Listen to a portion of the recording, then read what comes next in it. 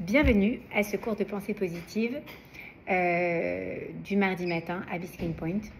Et j'espère qu'il ne viendra jamais le mardi midi qu'on repose sur le truc.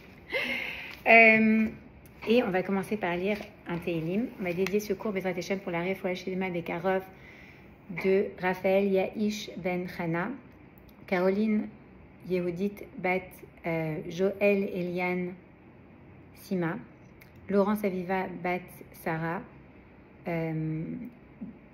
Yosef Ishaï Ben Daniel Myriam, Raphaël Chaimir Ben Sima Chacha, Eleni Orna Bat Ren Chana,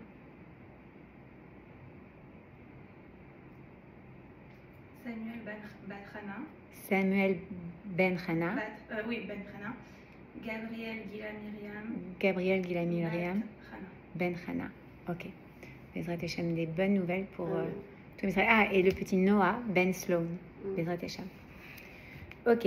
Et tous ceux qui ont besoin d'une refoua. Anaël Bat Sophie Rivka. Anaël Bat Sophie Rivka. Ok. Shira Ma'alot. Shira Ma'alot, Mima Amakim, Kiraticha Adonai. Adonai Shim'a Vekolit, Yena Oznecha Kashvot Lekol Tachanunai. Imavonot Tishma Ya Adonai Mi'amod. Ki Mecha Sira Lemaran Tivare.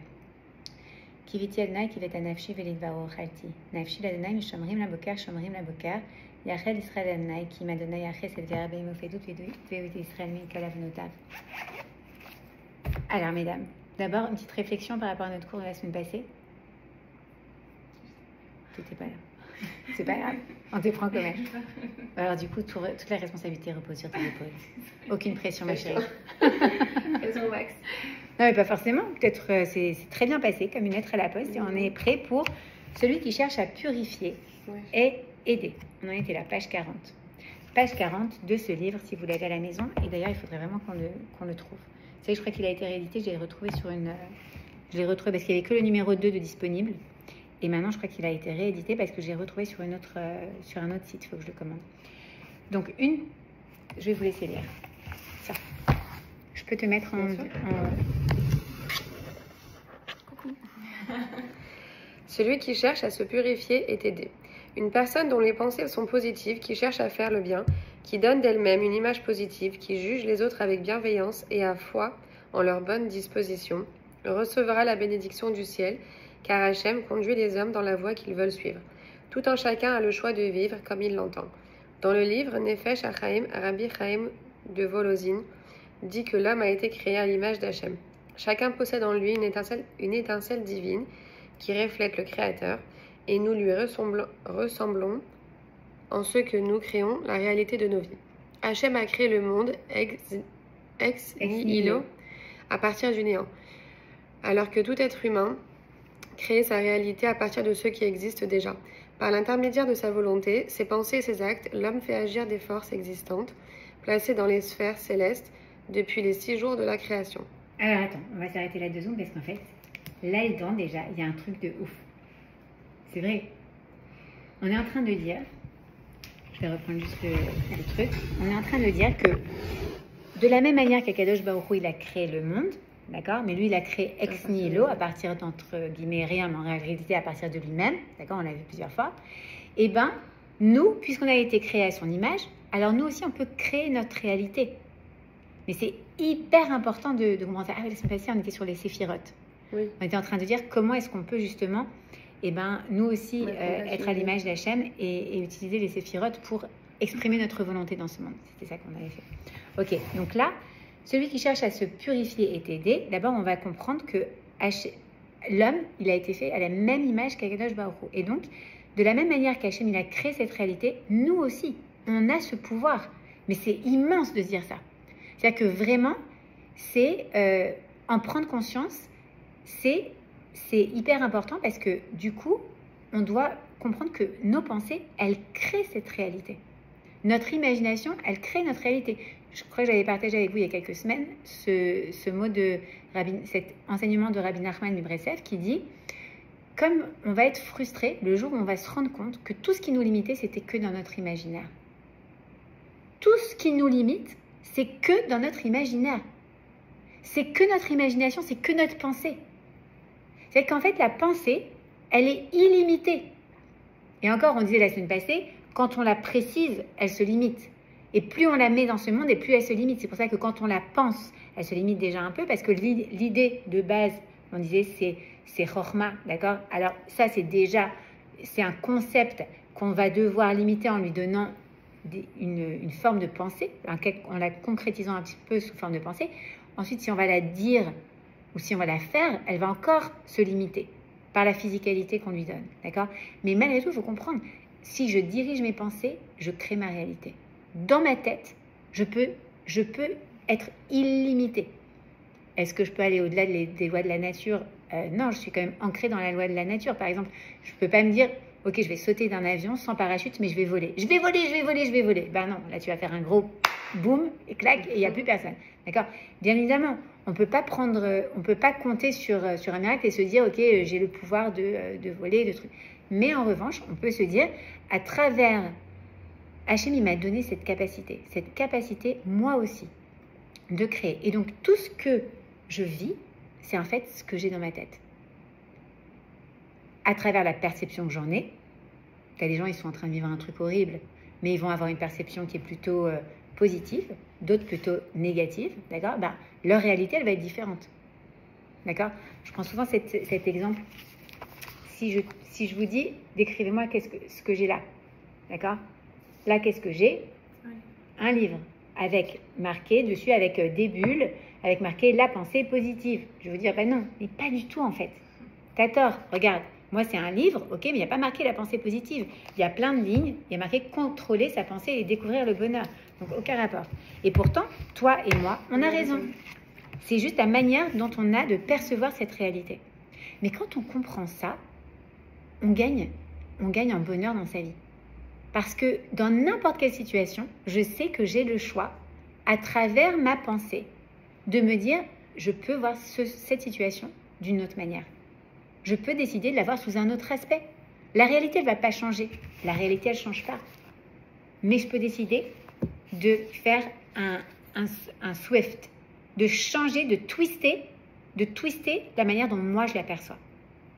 Et en plus, puisque Rabbi Nachman nous apprend, on est limité par notre imagination, mais on est aussi illimité par notre imagination. C'est-à-dire que à travers mon imagination, je peux le transformer et voir les choses différemment. Vous connaissez la PNL?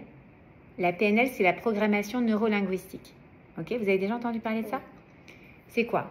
C'est en gros, alors c'est un outil qui est sorti il y a quelques années. C'est très lié à la pensée positive. C'est un outil de thérapie pour soigner ou pour guérir de certaines blessures ou mentales, d'accord, pas ou émotionnelles, mais pas physiques. Quoique, pourquoi pas, peut-être. Mais c'est en fait changer la manière dont tu programmes à travers tes paroles et à travers ta pensée, comment est-ce que tu es programmé neurologiquement. C'est-à-dire que, par exemple, la PNL, ça peut te permettre, si tu as eu un événement traumatique, d'accord? On va parler quelqu'un qui a eu un accident de voiture, d'accord? Et qu'elle en a un souvenir qui la poursuit, en fait. Et qui lui fait faire des crises d'angoisse ou des choses comme ça. Qu'est-ce qui se passe à ce moment-là, en fait? Est-ce que l'accident de voiture, il a lieu dans l'instant? Non, pas du tout. Il est inscrit dans son imaginaire. La voiture, l'accident, l'endroit où elle est passée, l'endroit où ça s'est passé, peu importe, va toujours lui rappeler, mais c'est un rappel, c'est pas un moment qui existe dans le présent, va toujours lui rappeler cet événement. Elle va associer l'émotion du choc avec peut-être une musique qu'elle a entendue au moment du choc. Peut-être la destination où elle allait. Elle allait chez ses beaux-parents. Et du coup, depuis, elle a l'angoisse dès qu'elle va chez ses beaux-parents. Ou peut-être c'est pas lié à ça. Peut-être que c'est lié à autre chose. Ou peut-être c'est justement parce qu'elle allait chez ses beaux-parents. Non, je rigole un peu. Bref. Les pauvres, les beaux-parents, comme on les maltraite. Belle maman, beau papa, je vous aime. J'allais te dire, tu vas le poster, c'est bon. Non, ils arrivent demain du bénis et je suis très heureuse. Alors, donc on inscrit en fait dans notre psyché, dans notre imaginaire, on a une sorte de carte du monde qui se crée à travers notre perception des choses, d'accord? Mais Et donc, à chaque fois que tu vas passer par tel endroit où il s'est passé telle chose, ou à chaque fois que tu vas entendre telle musique où il s'est passé quelque chose, à chaque fois, que ce soit positif ou négatif, by the way, hein, à chaque fois que tu vas, tu vas ressentir cette émotion négative ou cette émotion inconfortable ou ce choc émotionnel qui va te ramener à ce moment-là, mais en réalité dans le présent, il ne se passe rien. Juste tu entends cette musique, juste tu vas à cette destination, juste tu vas passer devant cet endroit. Mais en réalité, maintenant, tu es en danger? Non. Et pourtant, ton cerveau pense que tu es en danger. Pourquoi? Parce qu'il a associé ces choses-là, il les a collées avec l'émotion de danger, l'émotion de peur. Et donc, à chaque fois que tu vas ressentir cette odeur, tu vas écouter cette musique, hop, c'est la peur qui va venir dans ton ventre. Mais ça, c'est la limite de l'imaginaire. Et ce qui est magnifique, c'est que donc tu peux reprogrammer. La PNL, c'est utiliser en fait l'imaginaire à bon escient pour essayer de reprogrammer un élément qui a été traumatique, par exemple, et le transformer. Tu vas utiliser cet imaginaire qui te trompe, qui te joue des tours dans les moments où il ne se passe rien dans ta vie et pourtant tu vas avoir ces angoisses qui arrivent. Ben là, tu vas lui jouer un tour à son tour. Qu'est-ce que tu vas faire? Tu vas utiliser ton imaginaire à travers des exercices, des mises en scène de PNL, de programmation neurolinguistique. Et en fait, tu vas revivre l'événement, mais avec une happy end, par exemple. Tu vas venir, en fait, répéter de manière imaginaire l'événement. Et donc, tu le répètes avec un certain programme, d'accord? Ce qui fait que dans ton imaginaire, cet événement, maintenant, il n'est plus associé à la peur. Cet endroit, par exemple, la pizza Sbarro à Tel Aviv, qui avait eu un attentat terroriste, peut-être que les gens qui passaient devant, ils avaient, un coup d'angoisse. Et maintenant, ils vont revisionner ce Sbarro avec un moment de connexion familiale. Ah, tu te souviens, on avait mangé cette bonne pizza. Et donc, ils n'associent plus cette pensée-là avec cet endroit-là. Ok? Tu reconnectes. Et en fait, nous, on sait maintenant, grâce à cette pensée positive, et ça va être tout le but de ce livre, ça va être de se dire, vu que j'ai ce pouvoir, Hachem m'a donné ce pouvoir, je peux utiliser cette force de l'imaginaire à bon escient, pour mon bénéfice. Plutôt que de me laisser embarquer dans les voyages fous que cet imaginaire veut me faire faire, je peux décider de me recentrer, soit pas sur le moment présent, soit de reprogrammer, soit d'aller utiliser un autre imaginaire et de remplacer. On ne peut pas penser à deux choses en même temps, à la même seconde. D'accord? Si je vous dis, ne pensez pas à une banane, tout de suite, vous allez penser à une banane. D'accord? Mais si je te dis, pendant que je te dis ne pense pas à une banane, pense à une orange et que tu visualises ton orange, tu ne vas pas penser à ta banane. Pourquoi? Parce que tu es déjà avec ton orange. Donc, tu peux aussi décider de ce que tu veux penser, de ce à quoi tu veux penser. Il faut juste s'entraîner. C'est comme un muscle. Ok? Il y a quelques mois, j'ai commencé à travailler plus dur avec les haltères avec ma copine Jen Ganem. Ok?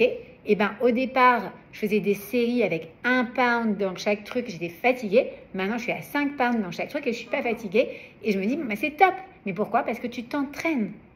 Ok? Et quand tu t'entraînes, en fait, tu développes tes skills, tes capacités.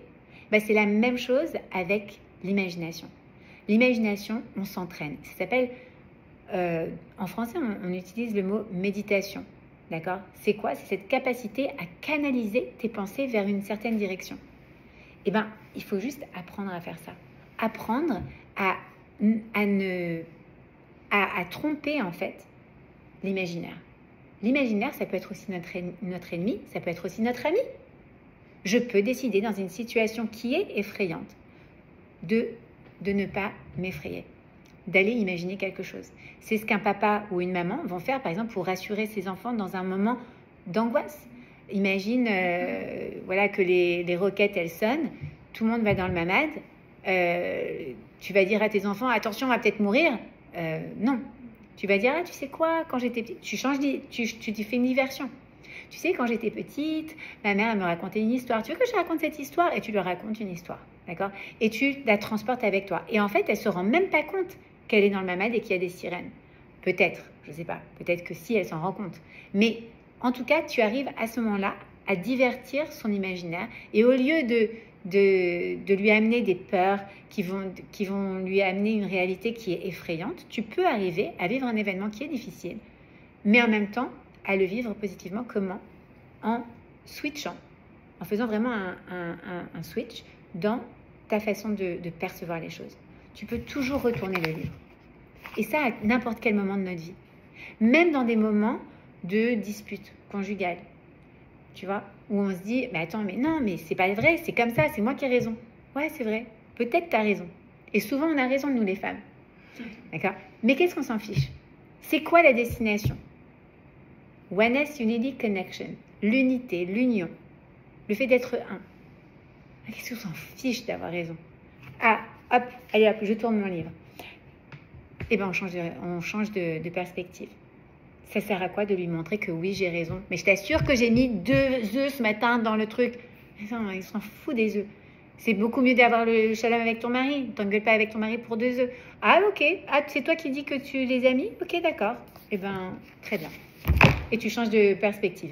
Il les a mis, ou il n'est pas capable aujourd'hui de voir que c'est moi qui ai raison. On s'en fiche. D'accord? Tu peux toujours, à n'importe quel moment, rediriger ta pensée sur autre chose. J'ai envie dans ce moment d'être en shalom avec mon mari. Je vais penser à un truc qui va me connecter à lui. Je vais changer du coup d'émotion. Je vais être beaucoup plus réceptive. Et il va partir de la maison pour toute la journée et on va être en bon terme. C'est possible dans n'importe quelle situation.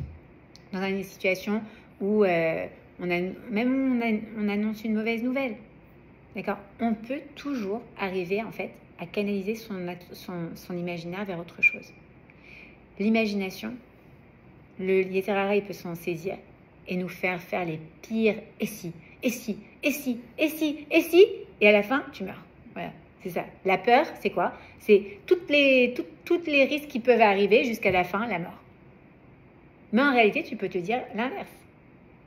Arrêter la série négative des et si ça arrive, et si ça arrive.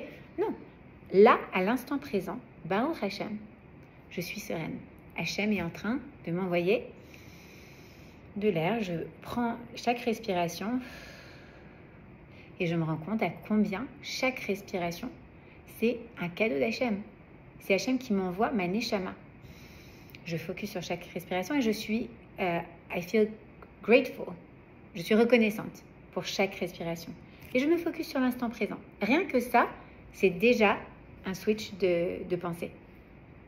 Après, on peut remplacer par autre chose encore. Mais rien que de se focuser sur l'instant présent, sur chaque respiration, c'est déjà arriver à mettre un stop à la série négative des pensées qui vont de toute manière t'entraîner dans un truc dramatique.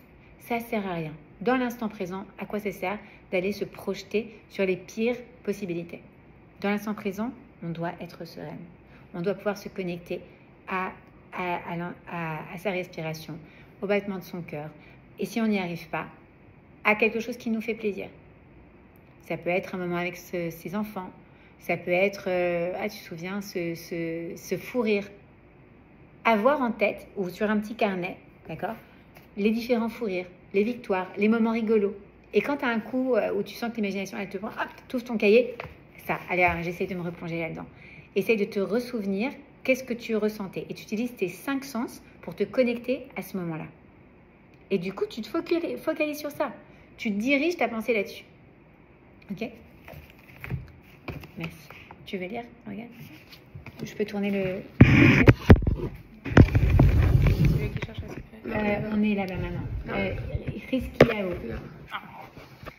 Rizkiyahu, roi de Judée et prophète, vit en songe qu'il aurait une mauvaise descendance. Il décida donc de ne pas se marier. Un jour, le roi Rizkiyahu tomba malade et le prophète Yechaya vint lui annoncer cette sentence divine. « Donne tes ordres à ta maison, tu vas mourir parce que tu n'as pas accompli la mitzvah de procréer. » Rizkiyahu expliqua à Yechaya qu'il avait choisi de ne pas se marier parce qu'il avait été prévenu par la prophétie qu'il engendrerait un fils mécréant. Le prophète répliqua alors que l'obligation de procréer lui incombait et que celui qui devait s'en suivre n'appartenait qu'à Hachem.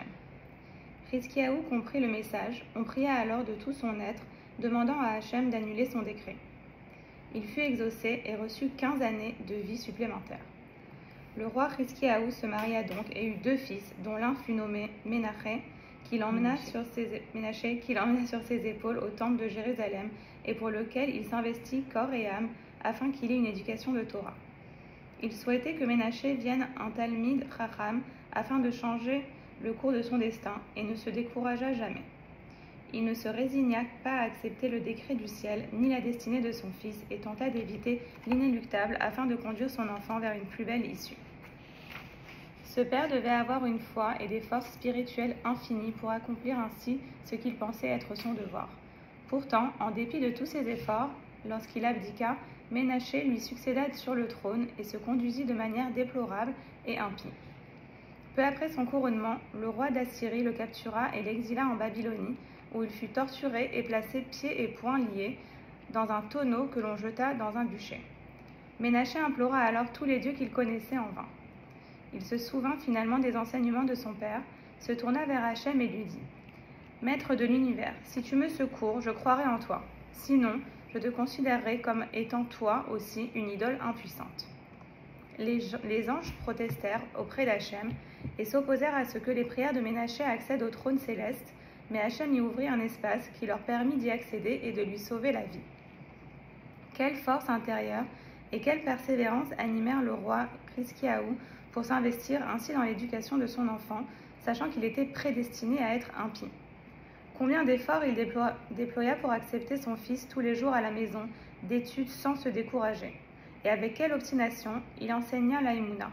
Tous ces efforts ne furent finalement pas en vain, puisqu'il réussit à sauver l'âme de son enfant. Any comments on that? Ouais, je sais pas. Bon, c'est une belle illustration. On peut continuer.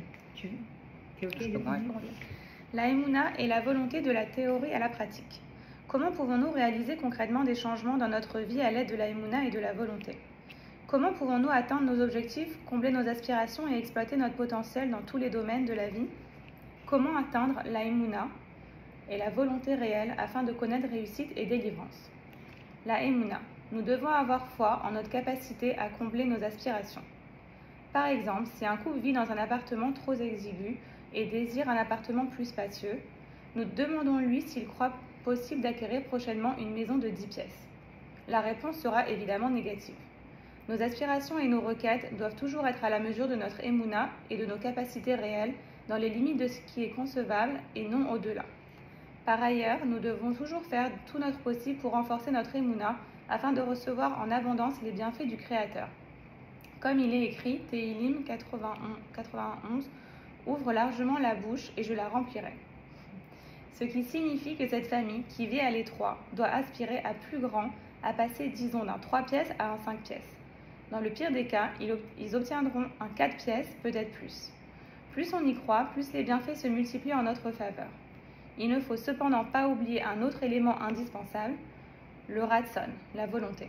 Si quelqu'un désire quelque chose de tout son cœur, il finira par l'obtenir. Hachem pourvoit aux besoins et aux aspirations de ses enfants, parfois même de façon miraculeuse lorsque ces derniers le souhaitent ardemment. Merci beaucoup. Alors là, qu'est-ce qu'on voit? Merci. Qu'est-ce qu'on voit ici? La volonté.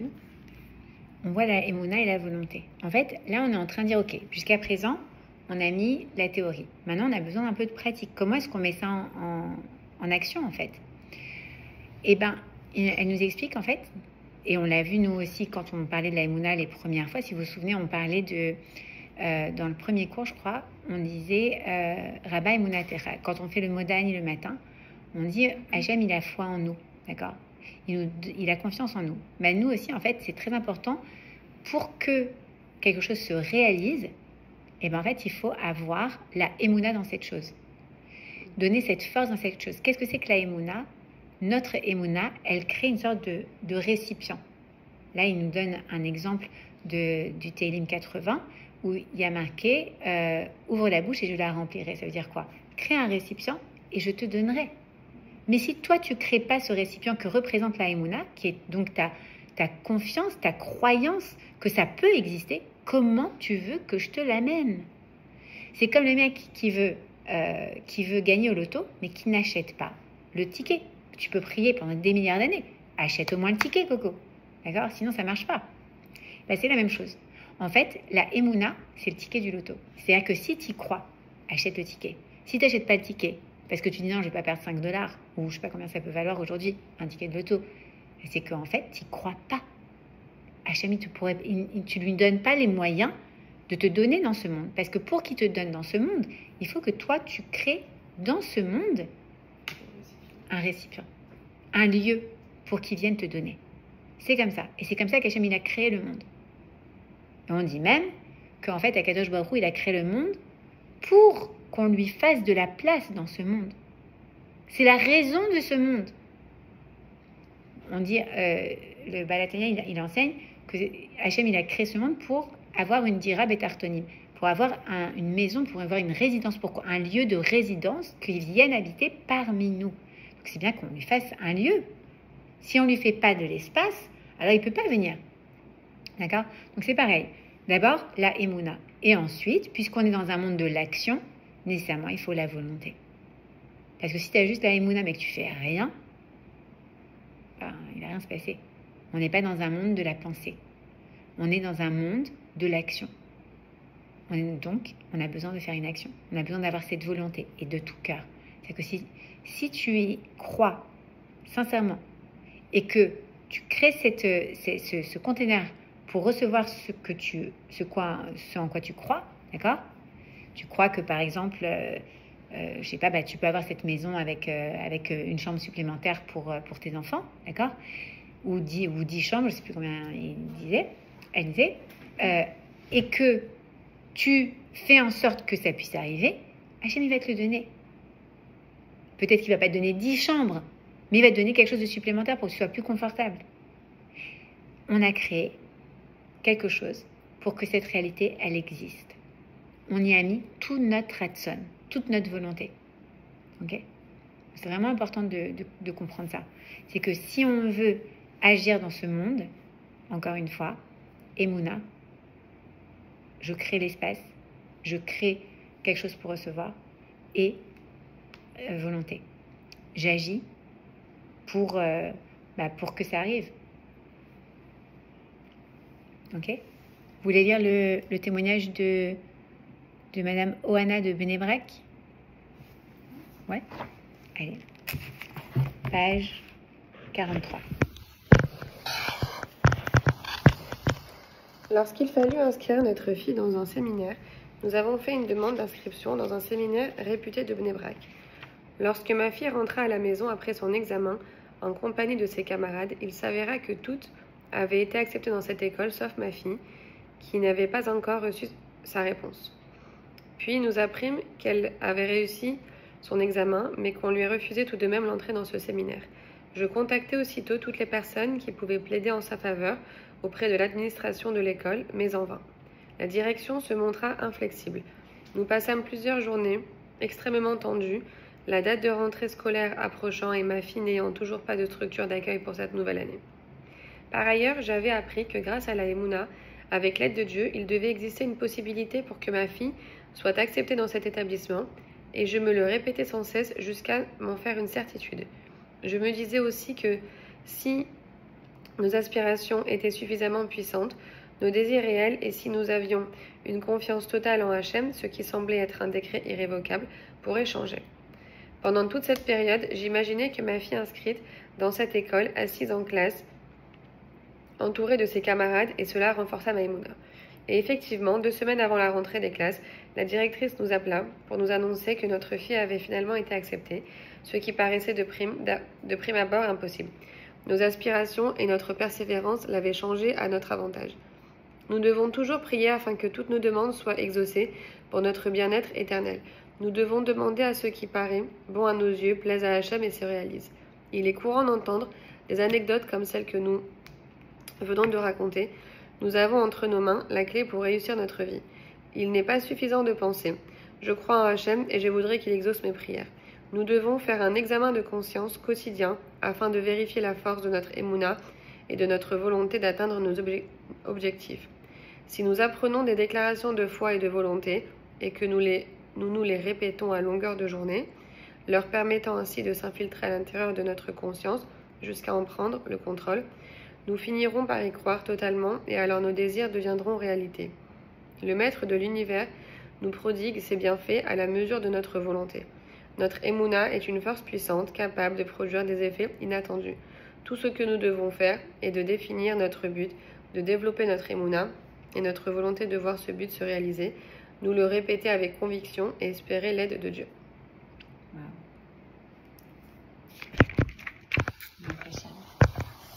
Wow. Est-ce que vous avez des exemples? Est-ce que ça vous parle? Est-ce que vous avez vu déjà ça arriver dans votre vie ou est-ce que vous pouvez essayer de réfléchir? Est-ce que c'est déjà arrivé quand vous avez obtenu des choses ou que vous avez vécu des choses? Est-ce que vous étiez passé par ces étapes-là? Est-ce que j'avais cru en ça? Est-ce que j'avais fait en sorte que ça arrive?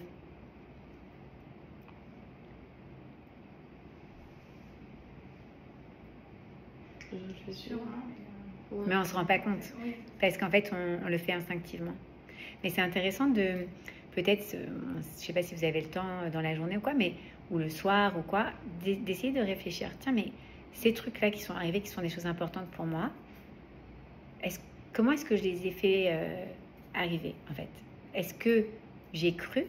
Ah bah ouais, j'y ai cru. Bah bien sûr, j'y ai cru puisque j'étais à fond là-dedans. Je visualisais déjà, je sais pas, quelle que soit la chose, l'école où ils allaient être ou la manière dont ça allait se développer.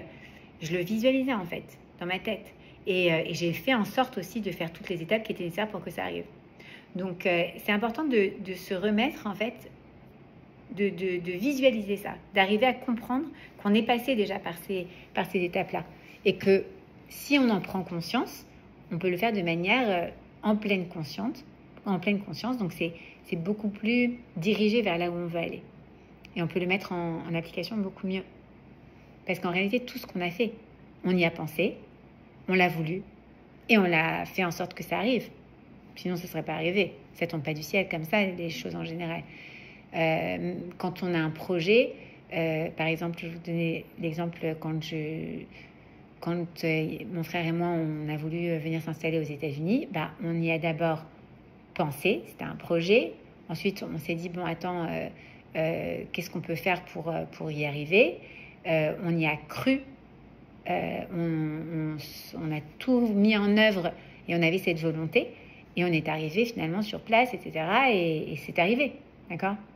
Pareil. Quand je me suis installée à New York, c'était aussi tout plein d'étapes, même si mes parents de base ne voulaient pas que j'aille. Ah, c'est vrai? Non, ils ne voulaient pas du tout. J'ai cru, j'ai bossé. Raconte-nous un peu dans quelle situation c'était. T'étais en France? Ouais. Mais en fait, moi, j'ai eu 2 tentatives de déménagement à New York. Première fois quand j'avais 18 ans. Et donc j'étais allée faire les entretiens à Yeshiva University, j'ai été acceptée, j'ai préparé tous les tests. Et une semaine avant la rentrée, mes parents m'ont dit non, on ne veut plus que tu partes. C'était il y a combien de temps? J'avais 18 ans, je venais de finir mon bac. Donc du coup, je me suis inscrite à la fac de droit la veille de la rentrée. Et j'ai fait 2 ans de droit. Et ensuite, j'ai rencontré mon mari à l'époque. Et là, je me suis dit, j'étais pas très contente de la fac de droit, c'était pas vraiment pour moi. Tu étais en France à la fac de droit. Ouais. Et quand je l'ai rencontré, j'ai dit, il y a quelque chose qui fait que je dois aller à New York. Il y a autre chose qui m'appelle et j'y crois. Et du coup, j'ai arrêté d'aller complètement au cours à la fac. Mais en même temps, j'avais très peur parce que je me suis dit, si mes parents ne me laissent pas partir au final, je suis en train de rater mon année, je ne vais pas avancer, qu'est-ce qui va se passer? J'ai refait mes examens pour aller à Yeshiva University, refait l'entretien, je suis allée à New York. Et cette fois-ci, voilà, j'ai cru, c'est sûr que j'ai prié de toutes mes forces et j'ai fini par y aller. Ouais, correct. C'est top. Ouais. Je savais pas que tu avais fait droit. Ah oui, c'est ça. Non. Ouais. Non, mais j'ai pu même transférer quelques cours de droit, quelques crédits. En fait, au lieu d'avoir fait 4 ans à Yeshiva University, j'ai fait 3 ans et j'ai pu graduer. Magnifique. Top. T'as fait droit après à Yeshiva non, University? Finance. Finance, aucun rapport. Ouais. J'étais plus matheuse que, que littéraire. Ouais. C'est ça, si on se pose et qu'on y réfléchit, en fait, on voit toujours. Et peut-être que la première fois, il n'y avait pas la même motivation. Le rationnel mais n'était je pas me le même. dis Et le fait que tu aies eu aussi- cet amour pour ton... La motivation, c'est sûr, mais je pense que le timing aussi. Ouais. Si j'étais partie peut-être 2 ans avant, peut-être que je n'aurais pas rencontré mon mari. C'est vrai. Avec quelqu'un d'autre, on ne se serait pas C'est rencontré au vrai. bon moment. Exact. Et en fait, je me dis que c'était vraiment pour. Minashama Kadej Baruch Hu, il a créé ça à ce moment-là. C'est magnifique. Ouais, mais dans tout ce qu'on fait, en fait, on voit ce schéma-là. Mais on sait que si on en prend conscience en amont, eh ben, en fait, on peut diriger vers l'endroit où on veut aller. Donc, c'est vraiment intéressant. La semaine prochaine, on commence le chapitre 3. Ah non, la semaine prochaine, je crois qu'il y a plein de gens qui n'ont pas cours, non? Ouais. Donc, alors, on va reprendre après, début janvier, si Dieu veut. Ça vous va? Ouais, c'est la fin de janvier. Alors, chapitre 3, la force de la pensée. De la parole, pardon. Chapitre 3, la force de la parole. Super. Bye.